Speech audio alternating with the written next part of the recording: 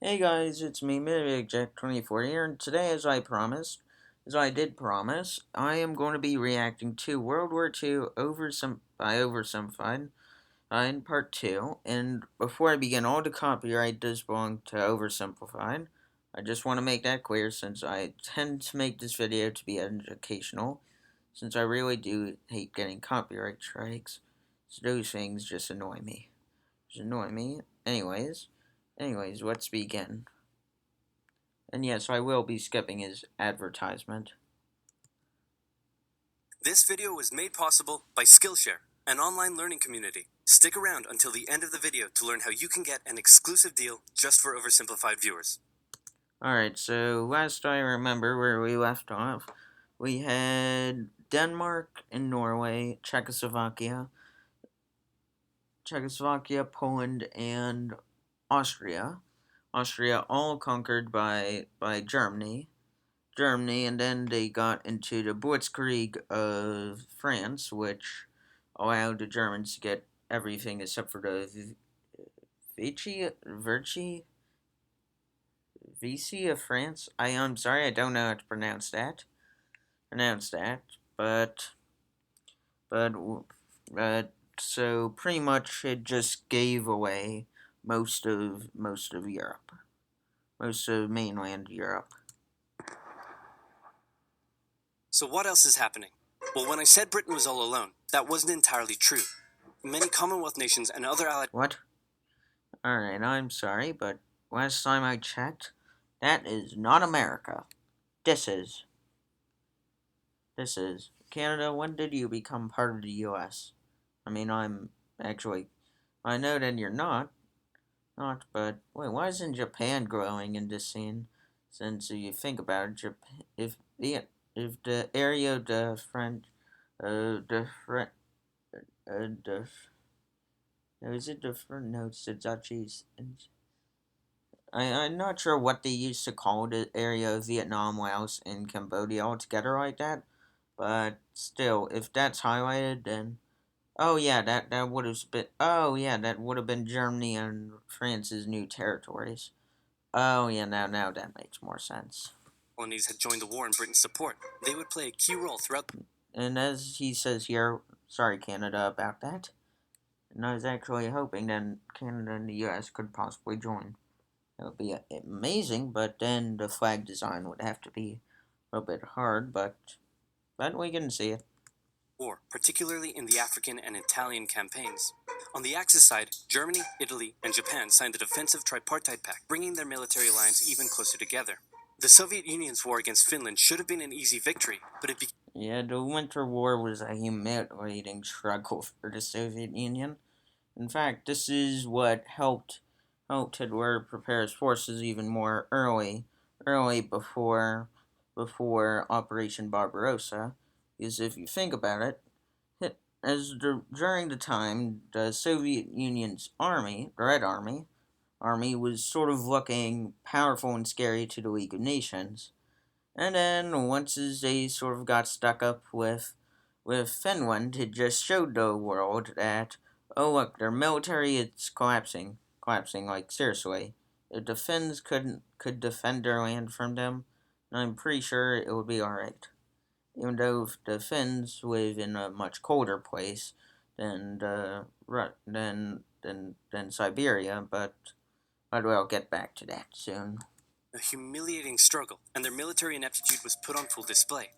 In the end, they did force the Finns to sue for peace. Then, they continued their honorable campaign of pushing around much smaller countries by annexing the Baltic states and part of northern Romania. So, let me just say this. So what the Winter War was... Full display. In the end, they did force the Finns to sue for peace. See that Stalin, due to his own paranoia, and due to Norway being under Hitler's control, so Stalin saw that Norway could possibly be where the Germans are planning to invade Russia from, even though that would have been an incredibly stupid way on how to do it, since the Germans would also have to fight through Finland or create a military alliance with them in order to get to Russia, but at the same time, the Soviet Union wanted to Stalin wanted to place enough space between him and Hitler, so he decides to take over the Baltics and take over Moldova, and so yeah.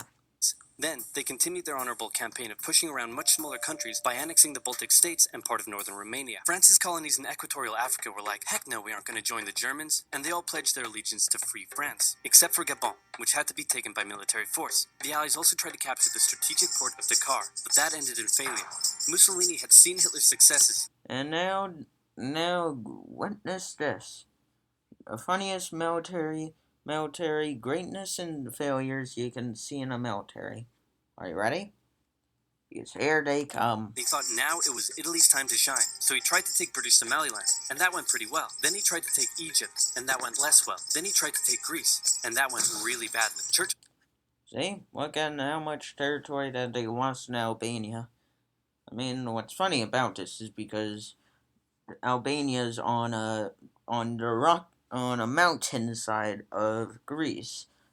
So when you know that you have mountains on it and you decide to attack, it really just went downhill for the Italians. And what's funnier is that due to this, it sort of gave Italy more of a reputation from Churchill, which he would just say in a second. And referring to Italy as Europe's soft underbelly. A very outdated joke, but well appreciated. He began favoring a military campaign from the south and started sending British troops to Greece.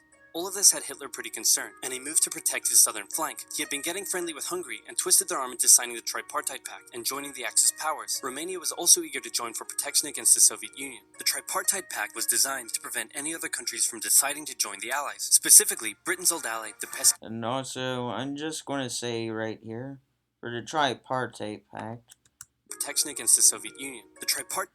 So see here, Romania, through its own stuff, sort of went for this. See, when the Soviets were pushing back against Nazis later on, after Operation Barbarossa, that Romania actually decided to join the Allies, and just that no one noticed, and that people more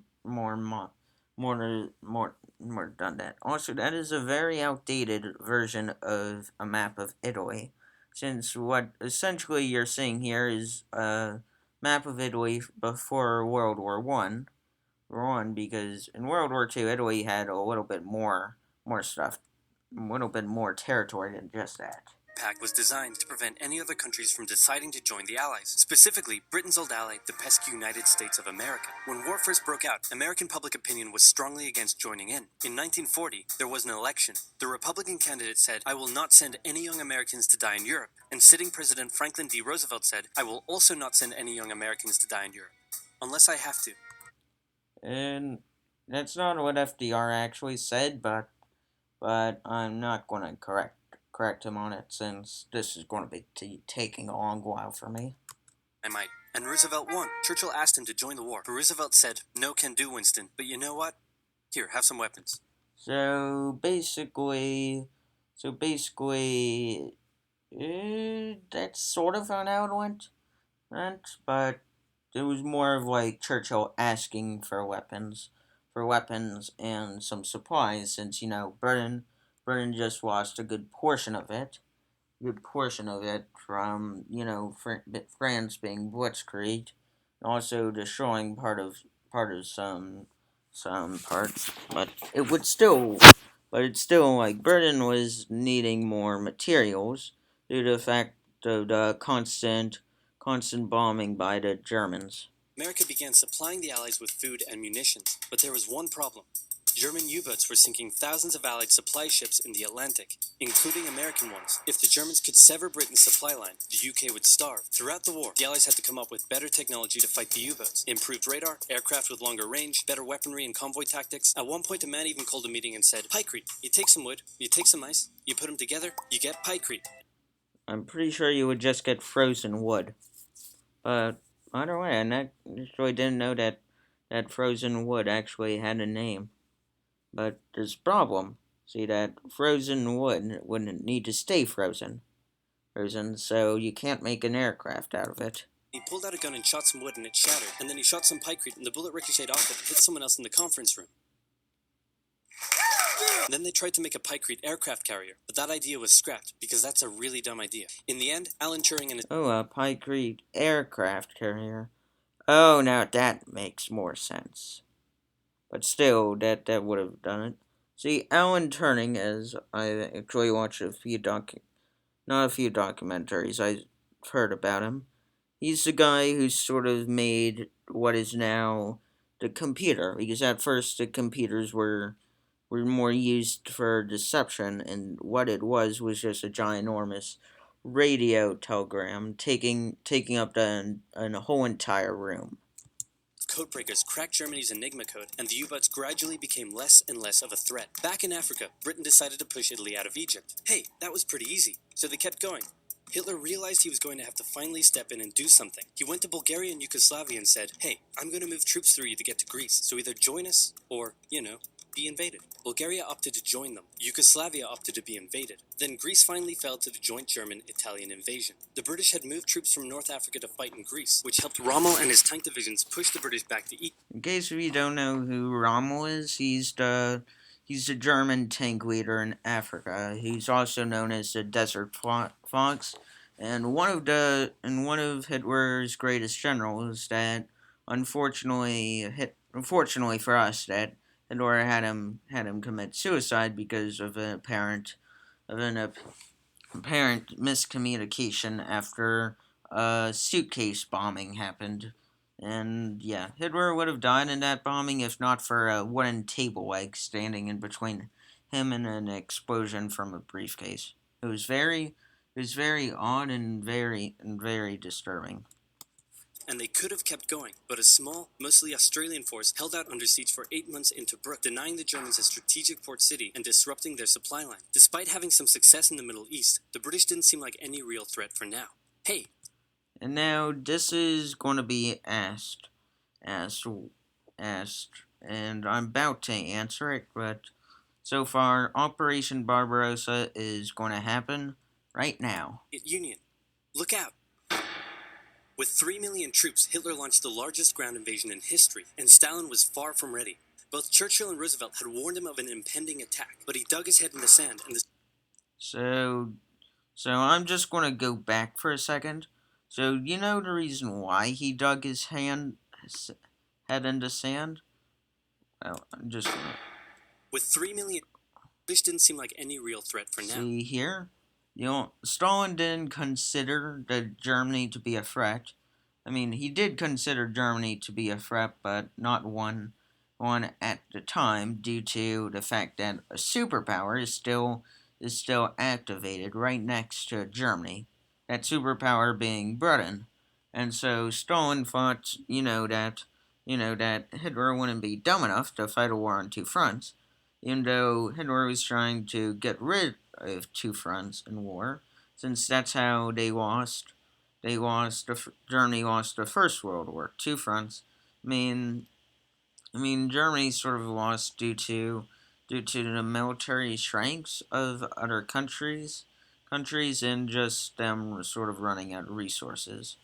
And so for here, that Stalin thought then, that they wouldn't be that dumb to attack when the United Kingdom is still up and running and still is playing out major threats.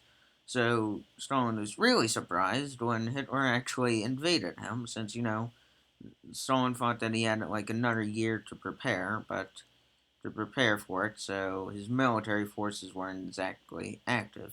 I mean, they were, but it was more of like sort of activated, but not ready to go out and attack.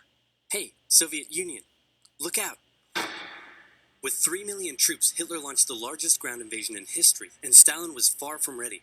Both Churchill and Roosevelt had warned him of an impending attack, but he dug his head in the sand, and the Soviets didn't stand a chance. Germany made staggering progress, with huge encircling movements capturing mind-boggling numbers of Russian troops. A 250,000 at Bialystok, Minsk. All right, so Minsk. In case of you need a reminder on where that is, that's the capital of Belarus, which at that time would have Belarus at that time would have been nothing more than just the Soviet mainland. 300,000 at Smolensk, nearly 7. Wait, Smolensk? Hold on a sec. I need to just check. I could be wrong about Minsk being Belarus's capital, but I'm pretty sure that it is. But I do know that Kiev is the Ukraine's capital, and you see all these massive numbers into thousands on how many soldiers were caught, and it is said that during 2 years later that Stalin's son, first son of Velis, no, not Velisi, I forget what his name is, but he's the guy that's not Velisi. It's Stalin's son that sort of got locked up in prison and sort of died. It is unconfirmed. It's not known on how he died, but it is known that he was shot, either shot to death or he committed suicide. And so, yeah. But 100,000 at Kiev, and again at Vyazma and Bryansk. Leningrad was put under a siege that would. in case you need to know what Leningrad was, so pretty much what is modern day St. Petersburg was called Leningrad back then. These both Stalin and Lenin were both founding leaders, were partial leaders of the Soviet Union, so Leningrad got the old capital, the semi-old capital of of Russia, and was able to get that to be his name on Leningrad, as Moscow is the capital and still of Russia and still is today, and Volgograd, or I could be pronouncing that wrong, but back then Volgograd was known as Stalingrad, which would play a humongous part in the Soviet favor. An insufferable 4 years. The invasion of Russia had been Hitler's main ideological goal. Oh yeah. Just to remind you, the Finns actually wanted back their old territory, so they sort of joined up with the Germans to gain back the territory. But they signed a peace treaty that actually got the Soviets that part of the territory back. And yeah. From the beginning, and his hatred for the ethnic peoples there was now unleashed in all its fury. The Eastern Front of the Second World War was brutal for all that endured it. The Germans were now inside of Moscow, and that's it. It's all over. Not really. As the Germans based their invasion plan like for France, you take the capital, boom, the country falls. And so, what Hitler did not learn, and something that was very funny for me, is Hitler did study Napoleon. He studied his battle tactics. He studied a lot of Napoleon. And one thing he never learned about Napoleon is, no matter how many times you take Moscow, Napoleon only took Moscow once, that the Russians would still fight against it, against you. I mean, Russia is a humongous country.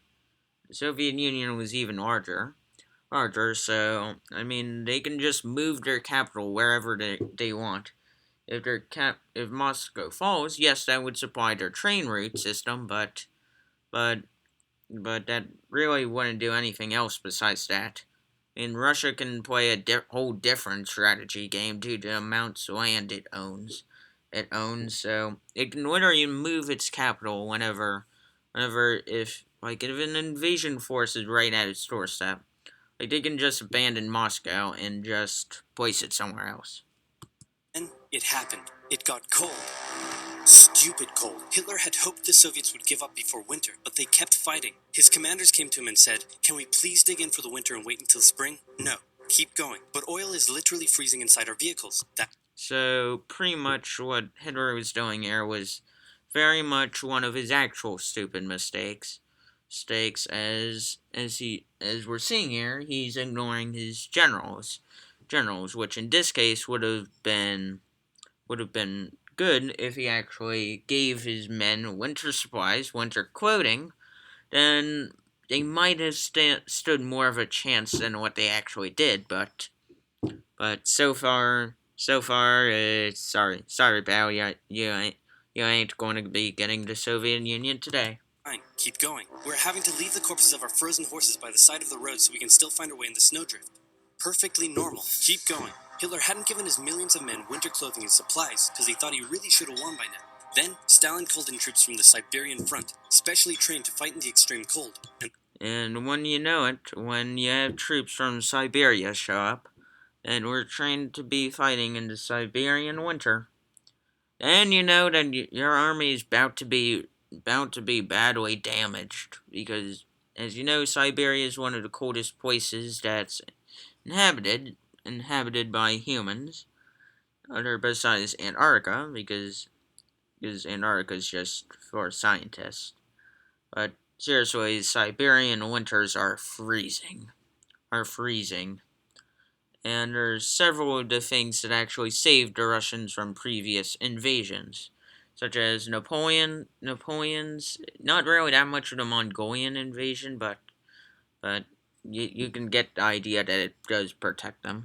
Germans were no match. They were now being pushed back. They had no choice but to dig in and wait for winter to end. Germany's victories were staggering, and Japan was eager not to miss the victory bus. Their war in China had come to a standstill, but they wanted to keep expanding their sphere of influence and getting those sweet, sweet raw materials. They began making plans to expand southward, but there was a problem. Southeast Asia was heavily colonized by America and Great Britain. That is true, and don't forget about the Netherlands. I mean, this is what is modern day Indonesia used to be called the Dutch East Indies, and for that time it was, because both Manchuria had humongous stash of coal and oil and steel for the Japanese to use. See, Southeast Asia is pretty much a gold mine for oil and stuff. So that's where I can see that's where why the Japanese will want to invade and take it over. But on their own, the Japanese can't stand up to Great Britain and to America at the same time.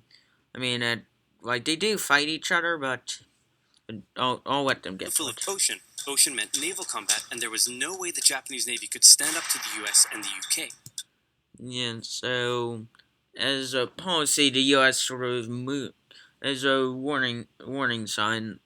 Roosevelt allowed the military base from California. I forget where in California it was, but they moved the military naval base there to Pearl Harbor, sending the Pacific Fleet there, so that way that they got less miles to travel,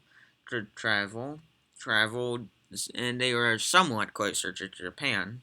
Japan indicates that they were actually dragged out in war.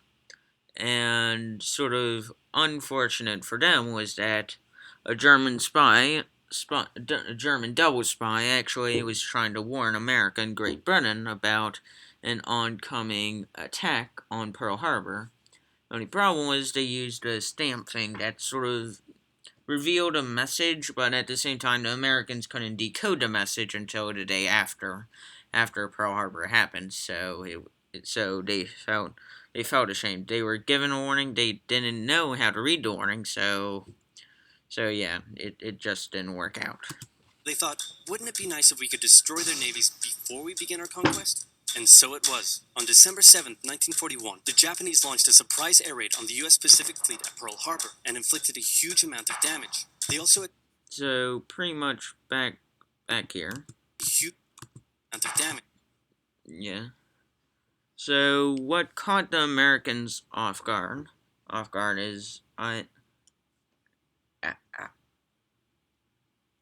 Is what caught the Americans off guard was that the fact was the radio broadcasters, not like playing music, but like people checking the radar, and using radio. Well, they thought those planes were actually the B-17 bombers from California that were supposed to arrive. The only problem was that they didn't realize that was the Japanese, and they accidentally sank a Japanese submarine. I say accidentally because they didn't know a Japanese submarine was in the area when they sort of dropped a depth charge in. And that sort of, as you can tell, sort of sank a Japanese submarine that they found, and they ignored the fact that the submarine was there, and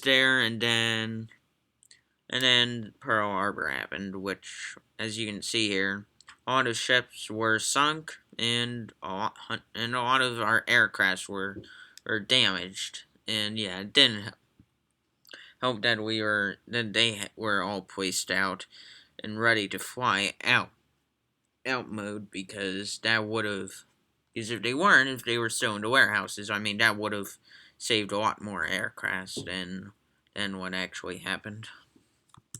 They also attacked British colonies in Southeast Asia. Roosevelt had no choice but to declare war on Japan, and so did Churchill. Hitler then declared war on America. Alright, so I'm about to explain this. No choice but to declare war on Japan, and so did Churchill. Hitler then declared war on America. See that, as this is what was the weirdest thing. As Hitler stated before in his book, Mein Kampf, trust me, do not read it, it's bad. It's bad. It states that it would take a full-on continent's power, power, power to take on the power of the U.S. Only problem is he ignores his very own advice, and he underestimates on how fast America can militarize and run up and produce tanks, weapons, and mobilize. So when he declares war, no one actually knows the reason why he declared war on. I mean, it could have been from him feeling that the time was right to declare war, or from doing something else. Like, I actually don't know. Don't know why. Like, no one knows why he declared war on America. If you didn't know why, then please tell me in the comments below. But in this case, it just doesn't make sense. I mean, I understand that Germany was going to be having some hard times. Some hard times later on, as you're going to see a little while later. What happened was that America was originally going to go and focus on Japan. And then Germany sort of decided its own fate and declared war on America, which as I stated before, which was pretty stupid, since at that point America is capable enough to fight on two fronts, and still win. If you need a massive amount of area of land, America can fight on two fronts and win. As we've seen in World War One in its colonization of a few islands, i.e., taking over and sort of forcing Japan into trade and introducing Japan into a few new stuff such as guns, battleships, westernization, the whole west basically. Even though he totally didn't have to. The attack on Pearl Harbor seemed like a big Japanese victory, but they didn't attack any of the naval repair yards, fuel storage tanks, or the submarine base. So yeah, about that. So as we've seen, what the first wave of air raids was on Pearl Harbor, as there was actually supposed to be two of them, and the second one was supposed to be attacking those fuel storage tanks, those naval repair yards, and that submarine base. The funniest thing was that Yamamoto, who was in charge of the Japanese military for that attack, he decided to keep off that second fleet from coming, since he thought that the first one did enough damage. Little did he know that the Americans would later produce ships left, right, and center by the end of each month in World War II. So The Pacific Fleet would be up and running again pretty soon. In the meantime, though, the Japanese were able to begin their conquest. They took Guam, the Gilbert Islands, Wake Island, Hong Kong, and the Philippines. They forced Thailand to join them so they could march their troops through to Malaya. They swept through Singapore, North Borneo, the East Indies, New Guinea, the Solomons, and they were now threatening northern Australia and the borders of India. Japan's victory had been as staggering as the Germans, and it reinforced the Japanese idea that this was a divine war which they were destined to win. But their Yeah, but one thing is what happened during that time was that Japan committed a few war atrocities which were about as bad as the Germans, but not as bad, with the Holocaust and stuff. But still, it was pretty bad, and Japan's still trying to repay for its crimes to a few of those countries, i.e., Taiwan, China, Korea, both Koreas. It's still it's a thing that haunts Japan today. But didn't haunt them, but didn't come back to scare them then. had been based on speed, not power, and power would eventually catch up with them. Yeah, the Manhattan Project. Yeah, that's definitely power that caught up with them. If you can't do anything, then blow them up.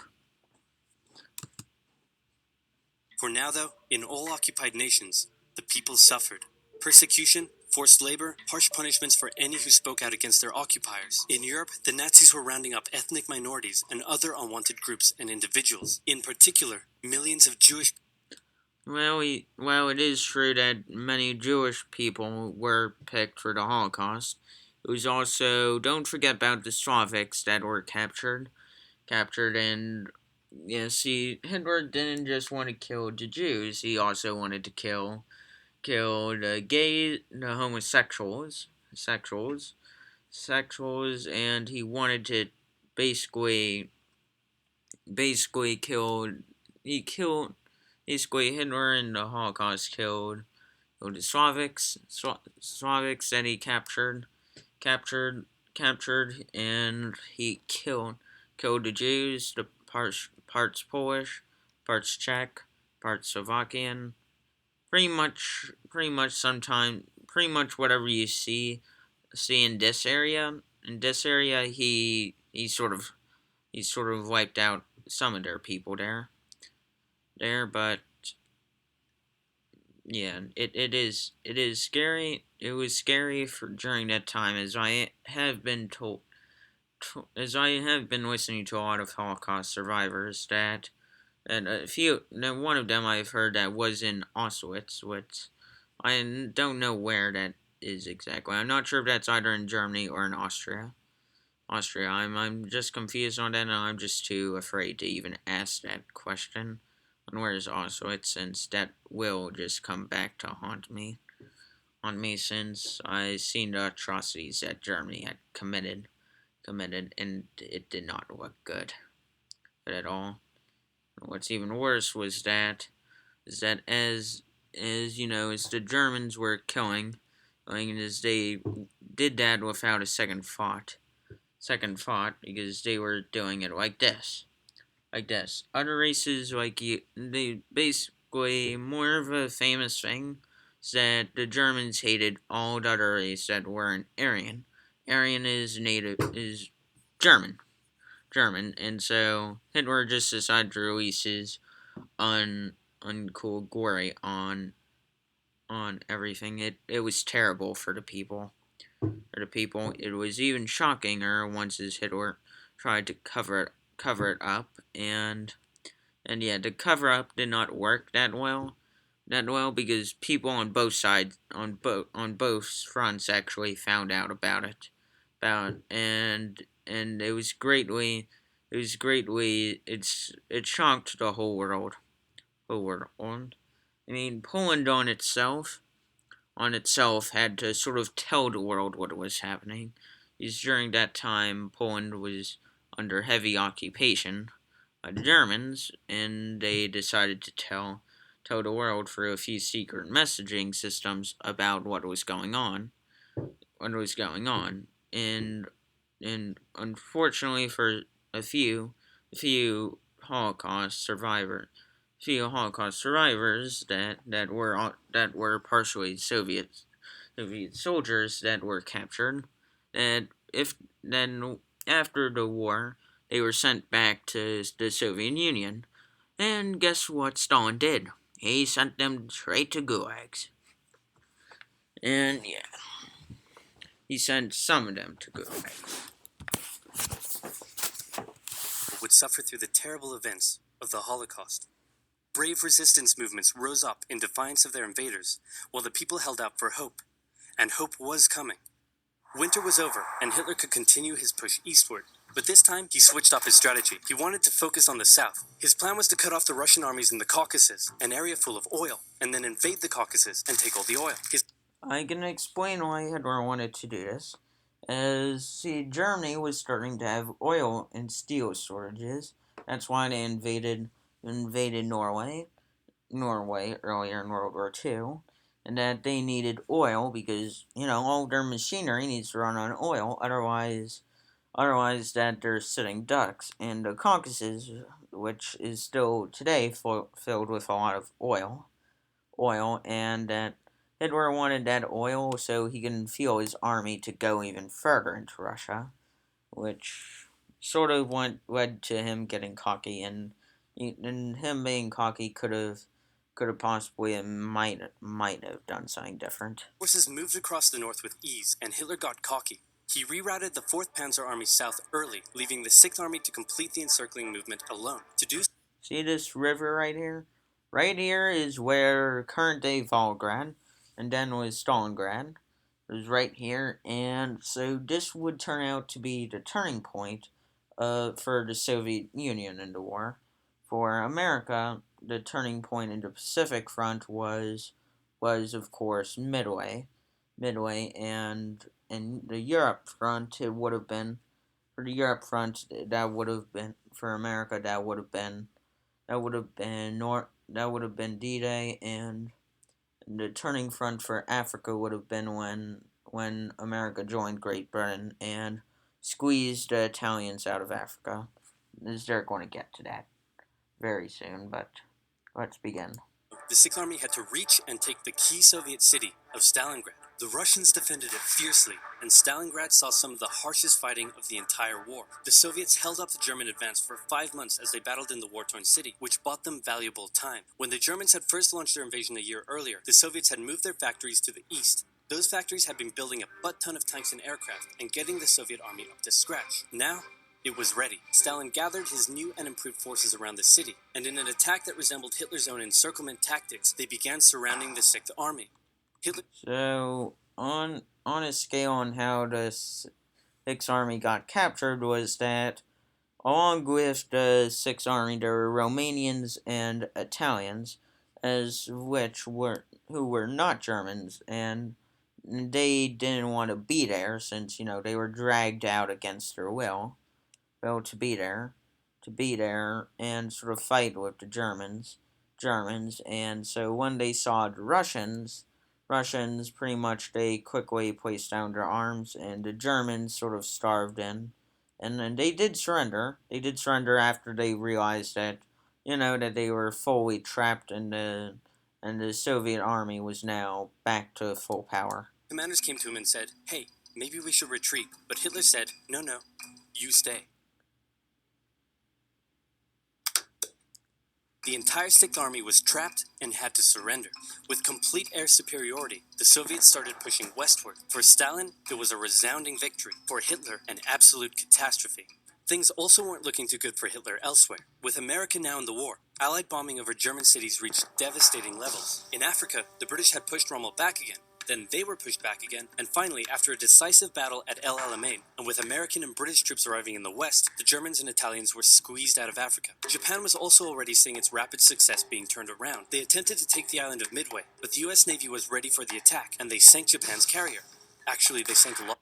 So pretty much what you see here on the battleship, on where where you see Japan playing against America, you see where the carriers are. Well, America did just destroy them all in Midway, and the way on how America did was sort of catching the Japanese off guard. the Japanese were originally going to send America a trap, so that way America would have to come up to Midway, and while the Japanese came, just would destroy all their aircraft carriers. What they did not expect was the Americans to set up a trap for them, and they fell for the bait. They fell for the bait a little while ago. A little while ago, America was ready for the attack and turned the tide on it, essentially turning the Japanese from being attackers now to be the protectors of the territories that they just got. It was a battle from which the Japanese Navy would never recover. British, Indian, and Chinese troops held the line in the harsh jungle terrain of Burma, and the Japanese suffered losses in the Solomon Islands and New Guinea. They began to realize they were not invincible. With the Axis out of Africa, the Allies had to decide their next move. Churchill still wanted to attack from the south, while the Americans preferred a full sea invasion in northern France. All right, said the Americans, we'll do it your way.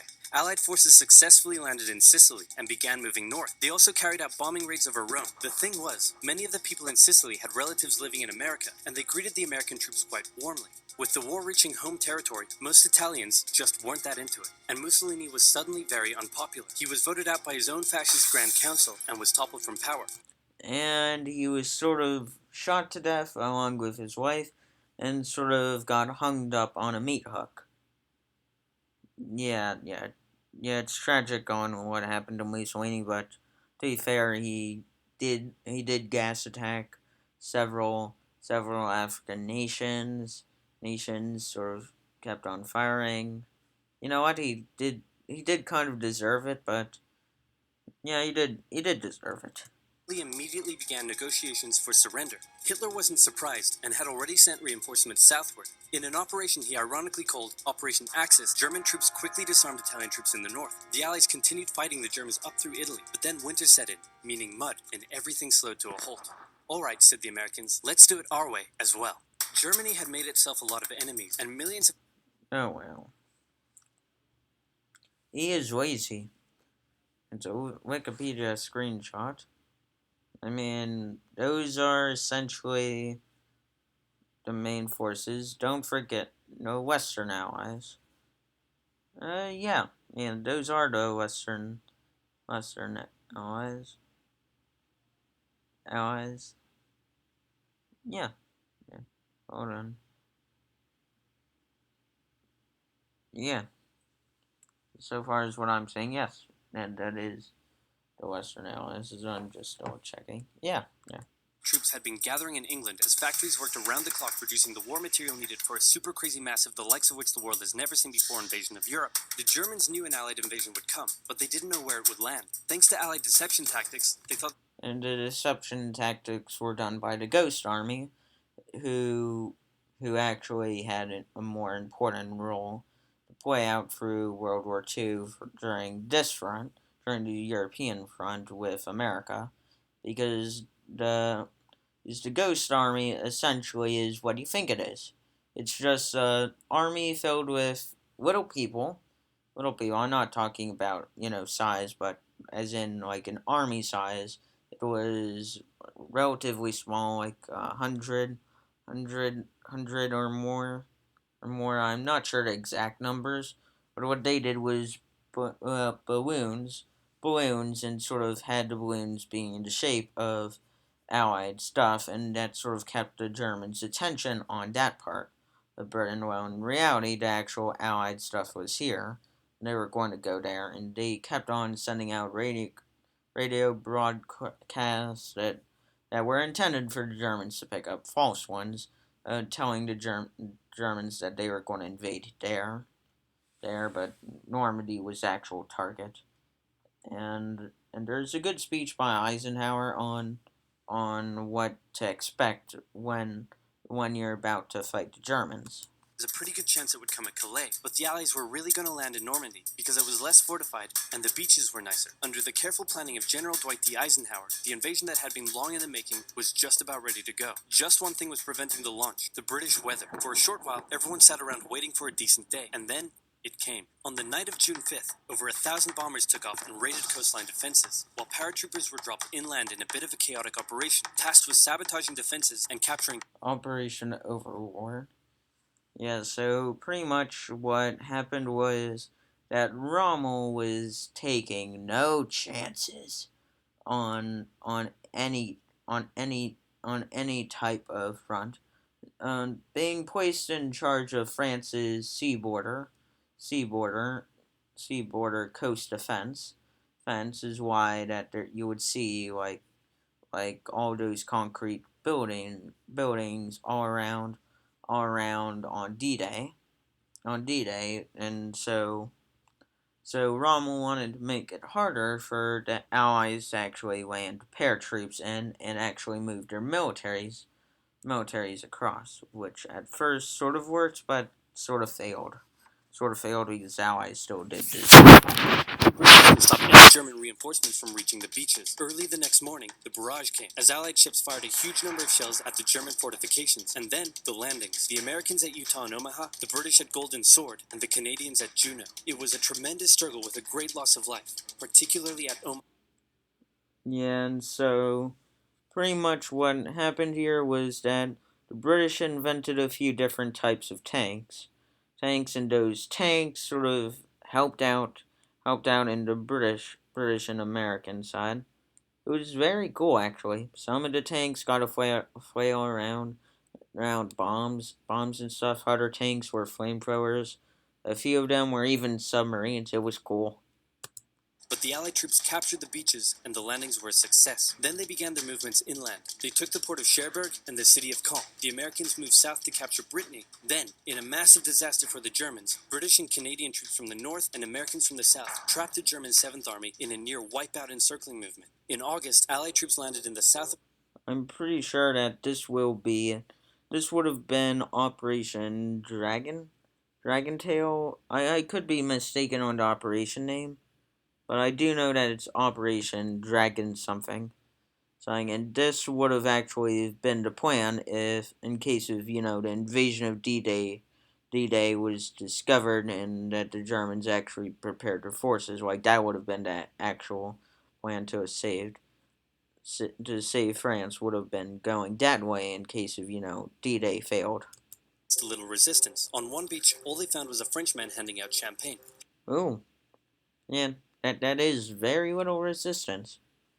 I mean, don't have I don't have to admit, if you see a Frenchman handing out champagne on the then that's probably a good sign that you're not going to be attacked. I mean, probably because you still never know in case of that champagne's poison, but who knows? Paris was liberated, and the Germans were pushed out of France as the Allies entered Belgium.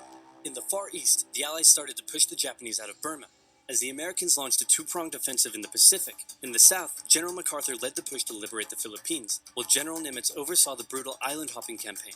American forces had to make hard-fought landing after hard-fought landing on fiercely defended small islands as they moved steadily towards the Japanese mainland. The Japanese believed that the greatest thing a person could do was to die in battle, and the Yeah, and about that policy was that unfortunately, like I'm going to get to this in a few minutes on about the atomic bomb dropping on Hiroshima and Nagasaki, and I'm about to explain why those were necessary to end World War II. But for people who think that Nagasaki was unnecessary, I do sort of agree that the bombing of Nagasaki was a tiny bit unnecessary, but at the same time, it was still part of the war. So yeah. dishonorable act was to surrender. As a result, they fought ferociously to the very end. And the closer the Americans got to the mainland, the more ferocious the resistance became. In February 1945, the Americans captured the island of Iwo Jima, and an intense firebombing campaign of Japan's wooden cities began.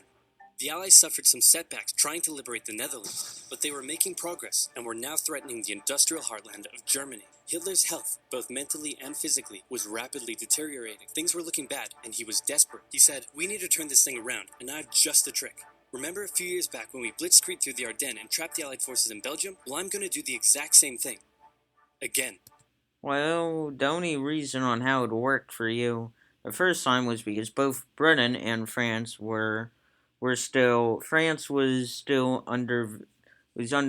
not modern in its military equipment, still being modern. I mean, not in World War II, not like World War II equipment at the time, both the French did not have radio control as in the World War Two Part One video. It is known that the French didn't really change their style that much after World War One, leaving them more technologically less developed. Orders couldn't have became clear, and the British were at the time led by a different leader who later got who later was sent in as Churchill, and Churchill, under his first week in office, had to deal with all of that within a week. The only problem with that working was because that the Germans sort of used crystal meth. Crystal meth. I'm not joking. Go look that up. And heavy intensifier from the Wittwaffe or the Wittwaffe or the Wittwaffe, or however you pronounce the German Air Force, and bombed the hell out of France and Belgium, leaving the British and French soldiers trapped. But the only difference here is that you can't really push back a few different countries all at once, because you need to catch them off guard. I mean, you did with Britain and France, but at the time they didn't know what to expect. Now this time they know what to expect, and what's even worse is that you have the United States, which essentially gets the stronger military. Military is known to literally defeat Germans. It did during World War One, and it's a very strong chance that it did do that in. No, it was definite that it did just that the U.S. did push out most of Germany. Now, time for the Battle of the Bulge, the last attempt of Hitler before his mental health sort of came to kick him one final time in the butt. Gathered his forces and tried to pound them through the Ardennes. He used up the remainder of Germany's strength and resources, and he managed to create quite a nice bulge. He also trapped some American forces in the Belgian town of Bastogne. The Germans sent the trapped Americans a message saying surrender or be annihilated. And now, what's going to happen next is exactly accurate. Accurate is even except for one bit. When it was read out to the commanding officer, he said, "They want to surrender? No, sir, they want us to surrender." Nuts! And that's what they sent off as their official reply. Their official reply was actually the German word for nuts, but that's close enough. That is actually accurate. If you search it up, that is actually true. I don't want to get into that much details, so I have a feeling pretty soon that my computer is about to burn into my leg. Patton's Third Army then managed to break the siege from the southwest, and the Germans were pushed back. Hitler's last-ditch attempt had failed, and what followed was a total collapse of the German forces. The Allies pushed into Germany from both sides. The Soviet Union took Warsaw and kept pushing to Berlin. In his bunker, Hitler realized all hope was lost. Berlin fell, and with it, Hitler's dreams of a great German empire. And for any of those conspiracy theorists believing that Hitler managed to escape and lived in Argentina, I call bullcrap on that. And I call bullcrap on your false stencil records. You want to know how the Soviets knew that Hitler was dead? For one, they dragged out his body and burnt it, and and killed it.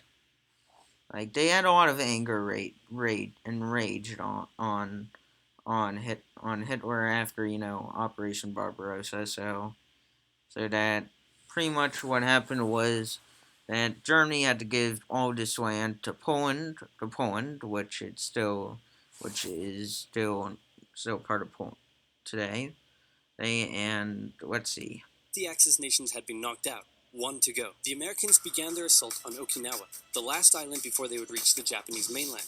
The desperate Japanese fought hard, launching kamikaze attacks on the U.S. ships. The citizens of Okinawa suffered through the terrible fighting, but in 2 months, the island was captured. The Allies... And unfortunately, in those 2 months, right after this happened, a very tragic event happened in America, and it's not one that is infamous, but but it's just that the death of our president, of our four-term running president, and our wheelchair president FDR died from a stroke, from a stroke, which meant that the leader of America, who's been going on throughout the Great Depression and World War II, is now just gone. Is now gone, leaving Truman. Truman was reasonable enough to give Japan a few warnings before the atomic bombings were going to happen, and yeah. So, as Oversimplified is going to mention in a sec, that yes, there has been one successful atomic bombing in in New Mexico, and at that time it was new. It was new, and it proved that the Manhattan Project was actually worth it. As otherwise, several famous scientists, such as Albert Einstein and a few others, would have had to go in courtroom and sort of had to explain to the judge on why that they wasted so much money on the project if it wasn't going to work, and yeah, that was not going to be happening. And so, and just to tell you that let's see. Now had to make a choice: either continue the devastating struggle up the Japanese mainland, or they could try to coerce the Japanese into surrendering now. So yeah, by going up the mainland, they mean a full-on sea invasion of Japan, which would have been the first island here, and kept on invading on. And just to give you on a size comparison on how large Japan is, the four islands of Japan are altogether. See this right here, from where my mouse is to this point here, all of that is about the size of the east coast of the United States. That's how long it is. And what's even more cruel is that Japan is now starting to enlist all of its citizens into the military, since due to the Japanese rule.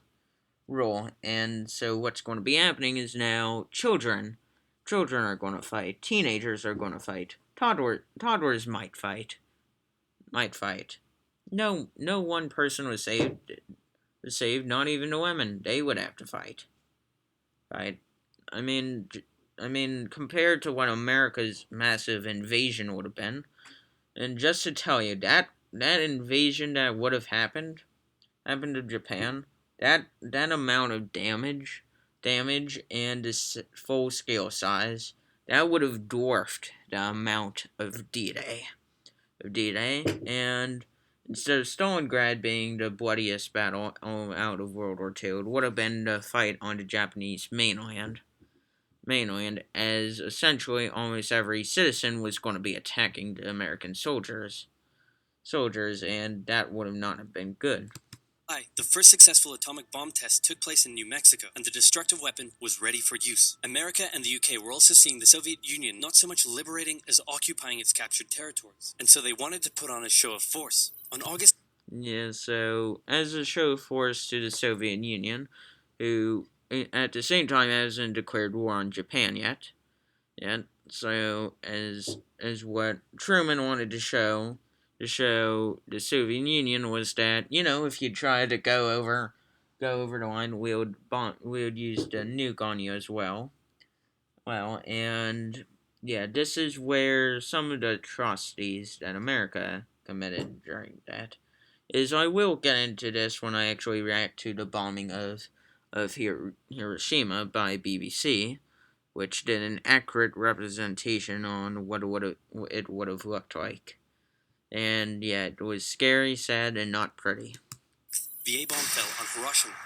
Then, on Which that sort of coerced the Japanese into the idea of surrendering, but at the same time, throughout the time, during that time, Truman, a few days before that, before a little boy went to Hiroshima, little boy being the nickname for the atomic bomb that went to Hiroshima, Shima, that pretty much Truman sent out a radio message straight up to Japan and to the Emperor of Japan, saying that if you don't surrender, we're going to have to do some brutal stuff. And they didn't believe in surrendering, so the first atomic bomb came in. And so as they were sort of still trying to wrap their heads around a whole city being blown up to be nothing left but ruins and ash, they were sort of thinking that that was crazy because at the time, think about it. If you just heard about it, a whole city being blown up at the time, that would have been either shocking news or that someone has done it. See, as the Japanese media placed it as multiple bombings came over Hiroshima, which what actually happened was just one bomber came over. The name of the bomber was Enola Gay, and it same bomber and crew that dropped Fat Man on Nagasaki. Fat Man being the larger plutonium nuke that destroyed Nagasaki. And what I'm about to say here will be slightly debatable. Ninth, Nagasaki. See, as on the same morning as Nagasaki, the Soviet Union invaded northern China, which at that time was controlled by Japan, and sort of kicked out the Japanese army as so pretty much as Japan was still trying to wrap its head around the idea of surrendering, and since another warning was given to them, they ignored that warning, and so Nagasaki was next. And let me tell you, nuking would have probably went even worse, as there was one nuke that was actually going to go to Tokyo next, which was called the devil something. I forget its name, but I do know it begins with devil or demon. I'm not sure which one. And what that would have done, which would have probably destroyed the emperor and Tokyo, leaving Japan in a state of mourning. And since they see that their emperor, like as a godlike figure, it would have been devastating. But see him being wiped out, and then all the military would have been defenseless, since like all the military council as well also is in Tokyo. So it's once is that's gone. Pretty much, you have no military leaders, no figures that can help you out on what to do. You're just going to be fighting an army that has no leader. No leader. The cities were reduced to rubble, and for the people living there, it was a terrible fate. But for the Allies, it achieved their. Yeah, it was a terrible fate for those people there. Is all of a sudden, like, I'm not gonna try and make this sound scary, but during all of this, a few children were left to burn alive in the cities by a few people actually dared rescue other people, and that's when, during both Hiroshima and Nagasaki, was when the full extent of seeing nuclear radiation happen and effects of radiation. And so what was not seen to the public was the bodies on what happened, because what you would have seen, which would have probably terrified you, people literally vaporized into nothing but ash, leaving their imprints still on the very place that they sat, stand, or stood on, leaving nothing behind but that imprint.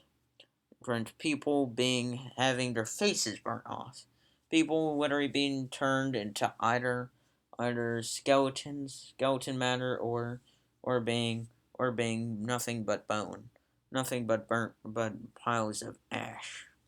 It was tragic for Japan, but let's not forget, Japan also committed lots of war crimes. More specifically, that they actually sort of did rape Korea, China, and Taiwan. So yeah, it doesn't make up for the fact that too bad that atomic bombings were necessary. I mean, they were. I mean, if you want to place it into term that it was either that or the whole islands of, or America would have to fight the whole entire islands of Japan, and that would have ended badly for both sides, and it just scared the world. Once they heard that the atomic bomb went down, they knew that something wasn't going to be right. Aim. In September, the Emperor announced Japan's surrender, saying the war situation has developed not necessarily to Japan's advantage. After 6 years, war was finally over. Yes, go soldier boy, go, kiss her like there's no tomorrow. Yes, that is an actual picture. I have seen the war footage. It was happy. He was happy to hear that the war was finally over. Allies occupied Japan for 8 years. The Emperor was allowed to keep his position, but General MacArthur. And so, a big thing in Japan's history is the fact that it was never conquered by any other nation besides itself and its many semi-kingdoms. And so, when America took it over during the 1940s, it was the first time Japan actually felt occupation by a foreign nation.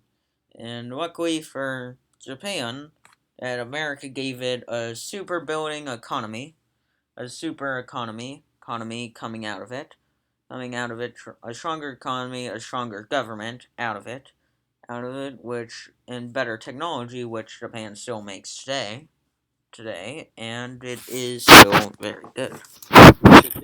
Printed in the Japanese press to display to the Japanese people that their emperor was not the divine. Oh, that's gotta suck. And if you see it like this on the way on how he places it, yes, this is General MacArthur, who was another hero of World War II, more of another general World War II, as he was sort of had been fired during the Korean War, more as we said before in the Cold War video, and then pretty much on what he, and that's the Emperor Hirohito. I know I'm gonna pronounce that wrong. So yeah, it's got us having oversimplified place, not as tall, right next to him. It's got that's gotta be rude. Being they had believed. Germany was divided between America, the UK, France, and the Soviet Union. In 1949, the Allied sectors were united into West Germany. The Second World War had been more terrible and destructive than the first. In its aftermath, two major superpowers with two very different ideologies had come out victorious, and the tension between the two of them would create a new kind of war. Well, that war would have been known today as the Cold War, and it was brutal across the whole entire war. As Yugoslavia and Albania actually sort of called themselves communists, but at the same time, on what they actually did was that they stopped aligning themselves with the Soviet Union altogether, and Stalin just didn't really care that much for them, or he either died at that point in time. As once again, I'm still not clear on the timeline of Yugoslavia or Albania's breakage away, but still, it is very much that the Cold War was one of the scariest wars you could ever live in.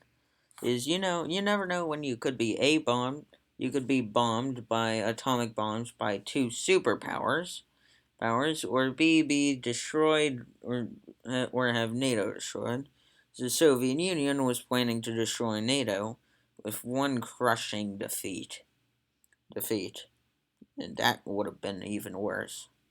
Even worse, as NATO also had a plan to invade the Soviet Union, and that would have been bad. It was a whole conflict. A very, very cold one. And now that's going to be his advertisement.